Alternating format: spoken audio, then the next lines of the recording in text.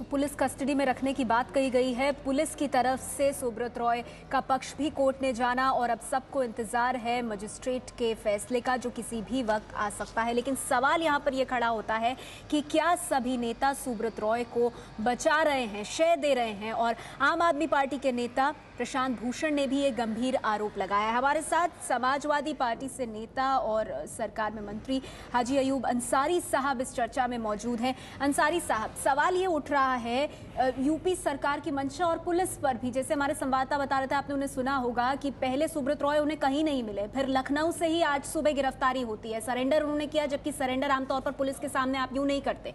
Surrender किया। पहले transit remand की बात हो रही थी, लेकिन अब कहा जा रहा है कि पुलिस कस्टडी में लेने की बात है कि वो जेल ना जाएं। क्या इससे बचने के लिए कवायद की जा रही है? तो हो क्या रहा है? कानून बड़ी चीज़ है। सुब्रत रॉय हो या कोई और इससे भी बड़ा आदमी हो, ये कोई मतलब नहीं है कि किसको कौन बचा रहा है। कोई बचाने का मसला ही नहीं आता है। उन्होंने अगर धोखाधड़ी की है, जांच में पता चल जाएगा। और कानून के सामने सरेंडर किया, उन्होंने कोर्ट के अंदर अगर सरेंडर किया है तो ये कोर्ट का अपना फैसला होगा कि वो रिमांड दे या उन्हें सीधा जेल भेजें। इसमें कोई ना तो नेता कोई कुछ कर सकता है, ना कोई पार्टी कुछ कर सकती है। न्यायालय अपनी जगह जो फैसला देगा वो सबको मानने और मानना चाहिए। ठीक है, कानून को आप सबसे ऊपर रख रहे हैं। हमारे साथ आम आदमी पार्टी से ऋषिकेश जी मौजूद हैं और आम आदमी पार्टी की तरफ से ऋषिकेश जी, प्रशांत भूषण ने ही ये गंभीर आरोप लगाया है कि यूपी में अखिलेश यादव की सरकार की शय है सुब्रत रॉय को। किस आधार पे कहा जा रहा है ये? बिल्कुल बिल्कुल है। देखिए, ऐसा है कि जब तक ये सुप्रीम कोर्ट में मामला नहीं आया था, उसके पहले जो तीन करोड़ निवेशकों का पैसा जो इन्होंने दबा के रखा हुआ था, उसमें पूरी मिली भगत थी। इनको लगता था कि बिल्कुल ये निकल जाएंगे इन सब चंगुल से और इनको सपा सरकार की जो सपोर्ट मिल जाएगी।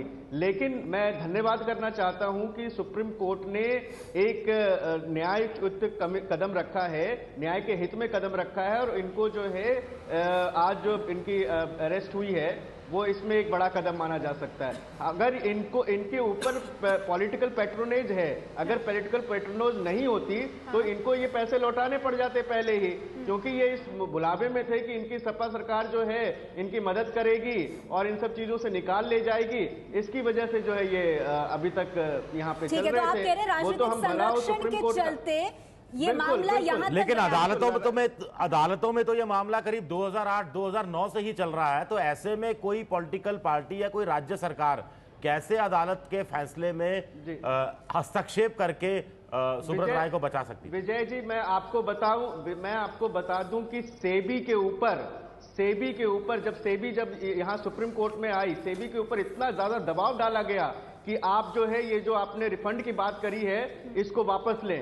ये जब मामला कोर्ट में आया उसके बाद से जो है नकेल कसनी शुरू हुई। अगर उसके पहले की आप घटनाओं को गौर करें, जब ये मामला सेबी में चल रहा था और सैट में चल रहा था, वहां पे पूरी तरीके से पॉलिटिकल पैट्रोनेज इनको प्रोवाइड करवाई जा रही थी। ऋषिकेश जी, सिर्फ समाजवादी पार्टी की आप लोगों ने बात नहीं की है, आपने कांग्रेस पार्टी पर भी निशाना साधा है।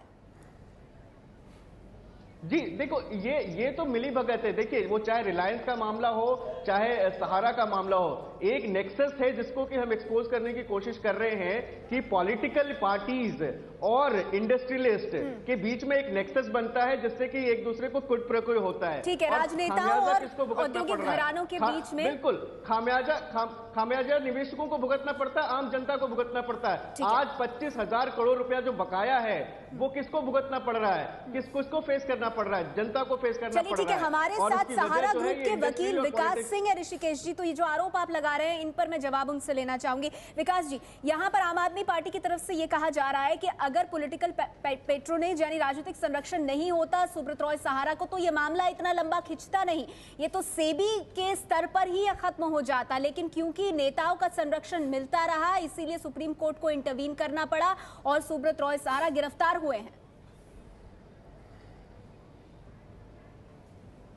देखिए, पहले तो मैं आपको बता दूं कि मैं सहारा ग्रुप का वकील नहीं हूं। मैंने एक स्टेज में इन्वेस्टर्स के लिए अपीयर किया था, जो इन्वेस्टर्स का कहना था कि साहब हमारा पैसा जो हमको ऑलरेडी मिल चुका है, इसलिए ये प्रोसीडिंग किसके बिहाफ पे चल रही है मेरे को नहीं मालूम। अगर आपको इस प्रोसीडिंग का पूरा अगर ठीक है माफ कीजिएगा, मैं समझ गई आप कह रहे निवेशकों के बिहाफ पर जो इनिशिएशन हुआ था जी, इस मामले को लेकर आप आगे आए थे, तो आप किस तरह से समझ रहे हैं इस तस्वीर को? क्योंकि क्या ये आसान है किसी भी इंसान के लिए, चाहे कोई भी ओहदा उसका समाज में हो, कि पहले सेबी को इस तरह से मुश्किलों में डालना और फिर सुप्रीम कोर्ट को भी छकाना? मेरे ख्याल से तो देखिए, सुप्रीम कोर्ट का सारा जो प्रोसीडिंग है इसके बारे में सारा ही इलीगल है, क्योंकि ये जो मामला चल रहा था ये सेबी और सहारा के बीच में था। इन्वेस्टर्स कभी सामने भी नहीं, आपसे उनके तरफ से कभी भी नहीं पूछा गया कि आपको पैसा मिला है कि नहीं मिला है। इसलिए ये सुप्रीम कोर्ट किसके बिहाफ पे कर रहा है प्रोसीडिंग, 20,000 करोड़ बोलिए या 25,000 करोड़, लेकिन किसके लिए पैसा रिफंड किया जा रहा है ये बात क्लियर नहीं है। ठीक है, निवेशकों अगर इन्वेस्टर्स कोर्ट के सामने होते उस पर आप और सवाल उठा रहे हैं, लेकिन विकास सिंह जी, मैं आपको रोकना चाहूंगी, माफ कीजिएगा सर, क्योंकि दर्शकों को हम बता दें कि जो तस्वीरें हम दिखा रहे हैं तब की तस्वीरें हैं जब पेशी के लिए पहुंचे कोर्ट परिसर सुब्रत रॉय। आप देख रहे हैं उनके साथ पुलिसकर्मी मौजूद हैं, पेशी के लिए पहुंचे सुब्रत रॉय, उनकी पेशी हो गई है। सुब्रत रॉय का अपना भी इसमें पक्ष जाना गया और अब सबको इंतजार है फैसले का, मजिस्ट्रेट के फैसले का, कि क्या फैसला वो इस पर सुनाते हैं। सुधांशु जी, यहाँ पर एक सवाल ये उठ रहा है कि सेबी के लिए मुश्किलें खड़ी कर दी, सुप्रीम कोर्ट ने इतनी बार बुलाया, नहीं पहुंचे सुब्रत रॉय, क्या ये सब बिना राजनीतिक संरक्षण के कोई कर सकता है?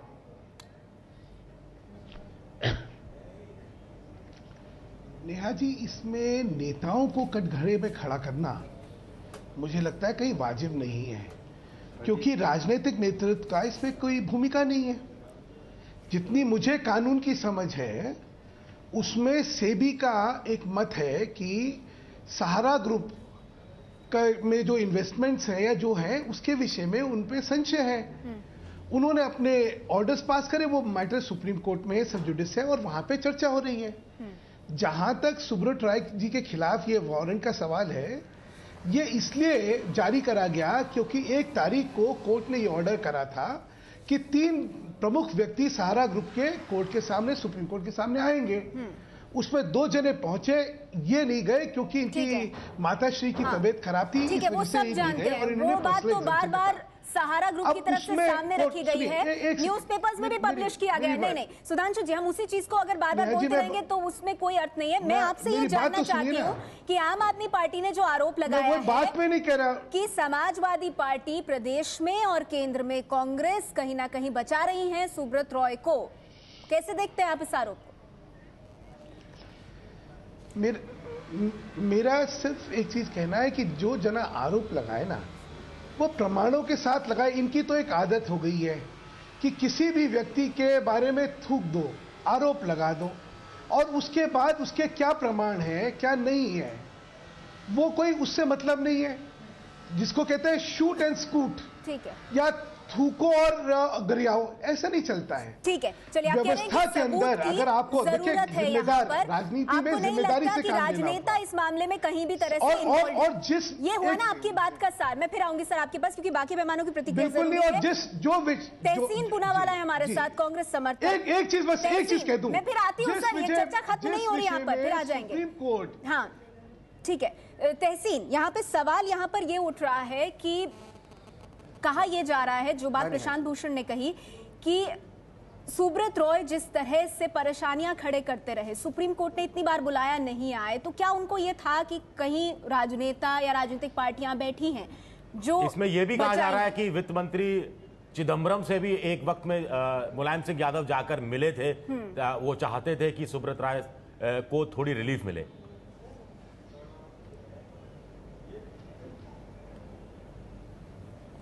नेहा जी, सबसे पहले ये जो आम आदमी पार्टी कहीं पर भी कोई भी आरोप लगा देती है, जैसे सुधांशु जी ने बड़े सही तरीके से कहा, शूट एंड स्कूट, ठूको और भागो, आप कहां से इन लोगों को सीरियसली लेते? सबसे बात थोड़ी टेक्निकल बात में बता दूं इस डिबेट के बारे में। मैं खुद एक इंडस्ट्रियलिस्ट हूं, खुद एक बिजनेसमैन हूं, तो एक दो टेक्निकल बात में बता दूं। ये मामला 2001 से 2006 और 2006-2008 का मामला है। 2006 में जो इनका पहले ये इनका स्टैंड है कि ये सेबी के नीचे नहीं आता। सेबी का स्टैंड है कि ये जो उन्होंने पैसे जो उन्होंने जमा किए, ये सेबी के नीचे आता है, सेबी के रेगुलेशंस के नीचे आता है। इनका स्टैंड है ये आरओसी के नीचे आता है। ये इसमें बेसिक इंटरप्रिटेशन में डिफरेंसेस है। ये ऑनरेबल हाई कोर्ट में, ऑनरेबल हाई कोर्ट ने एक फैसला किया, इसके बाद ये गया ऑनरेबल सुप्रीम कोर्ट में। अब मामला सब जुडिस है, इनके फेवर में गया, इनके अगेंस्ट में गया। मैं इस चीज में नहीं जाना चाहता हूं, इस बहस में नहीं जाना चाहता हूं। सुप्रीम कोर्ट का एक फैसला है, चाहे वो चिदम्बरम साहब हो, चाहे वो नरेंद्र मोदी साहब हो, चाहे वो अरुण जेटली साहब हो, चाहे वो तहसीन पुनाला हो, सुधांशु जी हो, या खुद प्रशांत भूषण साहब हो, सुप्रीम कोर्ट और हाई कोर्ट के मामले में कौन इंटरफियर कर सकता है? जुडिशरी तो इंडिपेंडेंट है। जब सेबी खुद जा रही है इनके अगेंस्ट, सेबी इनके अगेंस्ट विरोध है, चाहे वो मुलायम सिंह यादव हो, चाहे वो भाजपा हो, चाहे कांग्रेस हो, कौन इनकी मदद? ठीक है तहसीन, आप भी मान रहे हैं कि इसमें राजनेताओं का हाथ नहीं है। हालांकि सुब्रत रॉय ने नवंबर 2013 में ये कहा कि पॉलिटिकल वेंडेटा का वो शिकार हुए हैं। सुब्रत रॉय रहेंगे पुलिस कस्टडी में। इस वक्त की बड़ी खबर, मजिस्ट्रेट ने इस पे आदेश दे दिया है 4 तारीख तक पुलिस कस्टडी में रहेंगे। तो जो पुलिस चाहती थी वही हुआ है। सुब्रत रॉय ने ये जरूर कहा था कि घर पर रहना पसंद करेंगे। पुलिस ने कस्टडी मांगी थी 4 मार्च, जबकि अगली सुनवाई है सुप्रीम कोर्ट में इस मामले की, तब तक पुलिस कस्टडी में रहेंगे सुब्रत रॉय। हमारे साथ जुड़ गए एबीपी न्यूज संवाददाता पंकज झा। पंकज, 4 मार्च तक पुलिस कस्टडी में? जी हाँ, 4 तारीख को सुप्रीम कोर्ट में पेश होने से पहले सुब्रत रॉय के लिए एक राहत की खबर है ये। और chief judicial magistrate Anand Kumar ने कहा है कि तब तक के लिए इन्हें पुलिस कस्टडी में रखा जाए। मतलब ये साफ हो गया कि अब उन्हें इतने दिनों के अगर ट्रांजिट रिमांड पर लिया जाता तो जेल जाने की नौबत आती सुब्रत रॉय के लिए। अब पुलिस अभिरक्षा में अगर उन्हें रखा जाएगा तो किसी भी गेस्ट हाउस में उन्हें रखा जाएगा 4 तारीख से, जब तक कि उन्हें 4 तारीख को दिल्ली में सुप्रीम कोर्ट के सामने पेश न किया जाए। 4 मार्च तक पुलिस कस्टडी में सुब्रत रॉय को भेजने का आदेश दिया है चीफ जुडिशियल मजिस्ट्रेट ने। और फिलहाल जेल जाने से बच गए हैं सुब्रत रॉय, क्योंकि इसी बात को लेकर सवाल उठ रहे थे कि 4 मार्च से पहले तक का जो समय है क्या जेल में काटना पड़ेगा सुब्रत रॉय को। लेकिन पुलिस कस्टडी मांगी यूपी पुलिस ने, वो मिल गई मजिस्ट्रेट की तरफ से। 4 मार्च तक पुलिस कस्टडी में रहेंगे सुब्रत रॉय। पंकज, सवाल ये कि अब क्योंकि पुलिस कस्टडी में रहेंगे, 4 मार्च को इसकी अगली सुनवाई है, तो किस तरह से राहत के रूप में इसको देखा जाए सुब्रत रॉय के लिए? देखिए, राहत के रूप में इसे ऐसे देखा जाए कि जैसा कि पहले यूपी पुलिस का दावा था कि हम ट्रांजिट रिमांड पर लेंगे, जो कि एक विकल्प हो सकता था। तो ट्रांजिट रिमांड पर अगर लेते तो फिर उन्हें हो सकता था कि उन्हें तिहाड़ जेल में या दिल्ली में किसी जेल में रखना पड़ता, यहाँ से अगर उन्हें दिल्ली ले जाया जाता। अब अगर पुलिस अभिरक्षा में रखा जाए, यानी कि पुलिस के कस्टडी में रखा जाए, उन्हें कहीं भी रखा जाए, कोई जरूरी नहीं है कि वो जगह पुलिस थाना हो।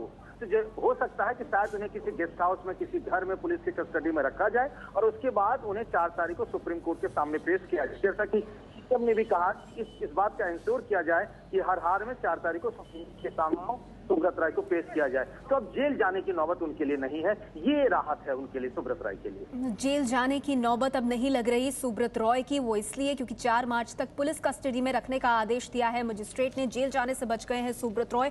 पुलिस कस्टडी का मतलब, जैसा कि हमारे संवाददाता बता रहे थे, जरूरी नहीं है कि वो थाना ही हो, वो गेस्ट हाउस भी हो सकता है पुलिस का, और ऐसे में जेल नहीं जाना पड़ेगा सुब्रत रॉय को। और फिर 4 मार्च को सुप्रीम कोर्ट में होनी है इस मामले की सुनवाई। लेकिन ये पूरा मामला है क्या, आखिर क्यों सुब्रत रॉय को किया गया गिरफ्तार, आइए देखते हैं इस रिपोर्ट में।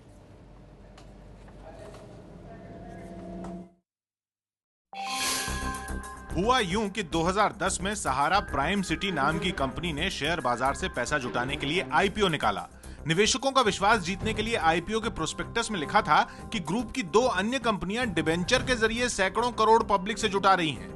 इस पर सेबी की नजर पड़ी कि ये कौन सी कंपनियां पैसा जुटा रही हैं जिनका सेबी को ही पता नहीं है। सेबी ने नवंबर 2010 में ऑर्डर जारी किया कि SIREC यानी सहारा इंडिया रियल एस्टेट कॉर्पोरेशन और SHIC यानी सहारा हाउसिंग इन्वेस्टमेंट कॉर्पोरेशन पैसा जुटाना बंद करें। सहारा ने कहा कि हम पैसा पब्लिक से थोड़ा ही जुटा रहे हैं, ये हम अपने परिवार से जुटा रहे हैं। सेबी ने कहा कि लाखों निवेशकों का सहारा परिवार कैसे हो सकता है, ये तो पब्लिक है। सहारा ग्रुप हाई कोर्ट से स्टे ले आया तो सेबी सुप्रीम कोर्ट चला गया। तारीख पर तारीख पड़ती रही। तब सेबी में तैनात IAS अफसर KM इब्राहिम ने तहकीकात में पाया कि कंपनियों के पास सारे निवेशकों के नाम पते का ब्यौरा तक तैयार नहीं था और दोनों कंपनियां 40,000 करोड़ जुटाने निकली थी और करीब 24,000 करोड़ जुटा चुकी थी। इब्राहिम का सेबी से तबादला हो गया, लेकिन वो सहारा के खिलाफ अदालत में केस इतना पुख्ता कर गए कि सवाल ये नहीं रहा कि पैसा कहां है, बल्कि असली सवाल यह हो गया कि निवेशक कहां है। यानी निवेशक हैं भी या नहीं, और नहीं हैं तो ये हजारों करोड़ हैं किसके। लंबी प्रक्रिया के बाद सुप्रीम कोर्ट ने कहा कि ये कंपनियां जो अब कह रही हैं कि इनको बाकी 20,000 करोड़ लौटाना है, वो 20,000 करोड़ सेबी को दो और निवेशकों की लिस्ट दो। सेबी अपने आप वापस कर देगा पैसा। निवेशकों की पूरी नाम पते वाली सही से जानकारी और पैसा सेबी को नहीं दे पाया है सहारा, जिसका नतीजा यह है कि सुब्रत रॉय गिरफ्तार हो गए हैं।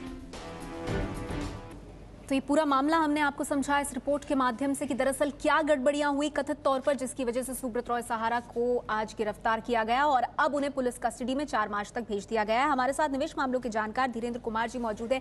धीरेन्द्र जी, इस पूरे मामले को समझाइए और ये जिस तरह से 2010 के बाद से पहले सेबी के साथ तनातनी रही और फिर सुप्रीम कोर्ट के साथ। नहीं, ये बड़ा सीधा सा मामला है, क्योंकि इस देश में अगर कोई भी कंपनी इक्विटी या बॉन्ड के जरिए अगर बहुत सारे लोगों से पैसा रेज करती है तो वो सेबी के तहत आती है।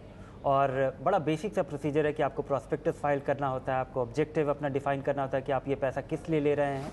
अगर ये जो OFCD जो ऑप्शनली फुली कन्वर्टेबल डिबेंचर था, इसका टर्म, तो सहारा का ये मानना रहा है और ये क्लेम रहा है कि उसने ROC रजिस्ट्रार ऑफ कंपनीज़ में ये सारे डिटेल्स दिए और रजिस्ट्रार ऑफ कंपनीज़ ने इसको एक्नॉलेज किया, तो इसके आधार पे वो सेबी के पर्व्यू में नहीं आती है। और ये मुझे लगता है कि बहुत ही बेतुकी बात है, क्योंकि इस जो सेबी का जो लॉज के जो रूल्स है वो बड़ा क्लियरली स्पेल करते हैं कि अगर आप कोई भी प्राइवेट अगर आप जो कि एक प्राइवेट कंपनी के लिए जो सर्कल है वो डिफाइंड है कि आपके 50 से कम शेयर होल्डर होते हैं, इसके लिए आपको प्रॉस्पेक्टस की जरूरत नहीं है, आप पब्लिक को से पैसा सॉलिसिट नहीं कर रहे हैं। ठीक है, तो ये पर्व्यू बड़ा क्लियर हो गया। उसके अलावा जो किशोर के स्टोरी में जो अभी रिपोर्ट में था कि 20,000 करोड़ रुपए, इसमें एक और पेज है।